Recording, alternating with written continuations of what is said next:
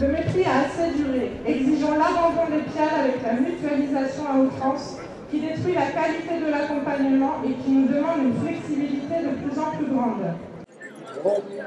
Et dessus. Alors, sans tendresse.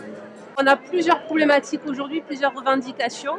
La première, c'est sur le statut et le salaire de ces personnels de l'éducation nationale, donc qui accompagnent nos enfants handicapés et qui sont en dessous du seuil de pauvreté à plus de 80%. On ne peut pas laisser faire ça. Ils touchent moins de 800 € par mois, ces personnels, et on se bat depuis des mois pour obtenir des revalorisations salariales pour que l'accompagnement du handicap se fasse dans des bonnes conditions. L'autre problème, c'est le penchant mutualisation. L'administration a décidé, en fait, qu'au lieu de mettre un accompagnant par enfant ou pour 2 enfants, on allait mutualiser dans ce qu'ils appellent les PIAL, les pôles d'inclusion d'accompagnement localisés. On s'est rendu compte sur le terrain que c'était une catastrophe. Les enfants qui sont notifiés se retrouvent à être suivis par plusieurs AESH dans la semaine, à raison de 1 heure ou 2. Donc ces AESH, forcément, ne connaissent pas les problématiques des élèves. On perd le côté humain, relationnel, qui est capital pour les enfants porteurs de handicap. Il se trouve que dans la classe de mon fils, il y a 2 AESH et qui ont témoigné en fait de leur lassitude en fait face à la situation. Elles travaillent un certain nombre d'heures, mais le salaire mensuel en fait il suit pas. Donc c'est très compliqué en fait d'avoir des amplitudes horaires avec une toute petite pause repas. Tout ça pour une formation qui est ridicule et puis un CDD renouvelable une fois. Enfin, ça veut dire qu'en fait, il n'y a pas de projet de carrière, il n'y a pas de projet de formation et clairement, en fait, elles se plaignent de ça.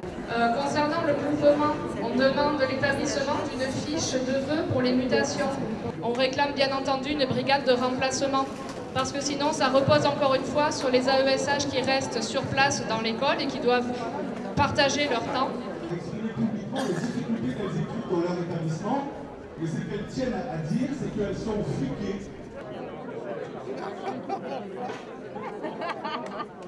Ce qui va se passer concrètement pour notre travail, c'est qu'ils vont un petit peu nous saupoudrer un peu partout et on n'aura plus vraiment un accompagnement définitif avec un gamin sur toute l'année. L'accompagnement d'un enfant, en fait, on met entre 4 et 6 mois à peu près pour connaître un enfant. Donc pour qu'un enfant il puisse avoir confiance, se sente en sécurité, créer du lien social avec lui. Le métier est plus qu'utile puisqu'il y a 600 élèves dans l'Hérault au primaire qui sont en attente. Nous on fait partie du collège du Salagou, on a la chance d'avoir une équipe formidable mais tout le monde n'a pas les bonnes conditions de travail. Et donc aujourd'hui on se mobilise pour que ça change et que ça bouge.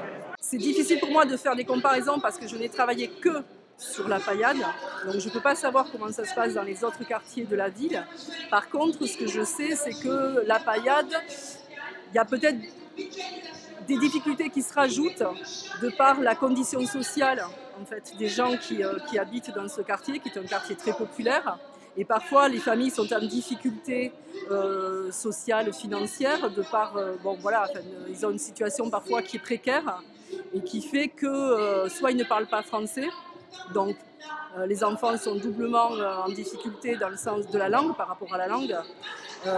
Soit ils vivent des fois à part 10, voire 7, 8 dans des tout petits appartements.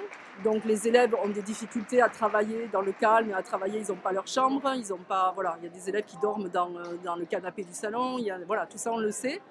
Et tout ça rajoute de la difficulté peut-être un peu plus sur ce quartier que sur d'autres. Quand on accompagne 5 voire 6 enfants dans une même classe pour 10 ou 12 heures d'accompagnement, dans le meilleur des cas, où est la qualité de l'accompagnement? Tout ceci est du saupoudrage d'accompagnement et montre le non-investissement du ministère dans l'école inclusive.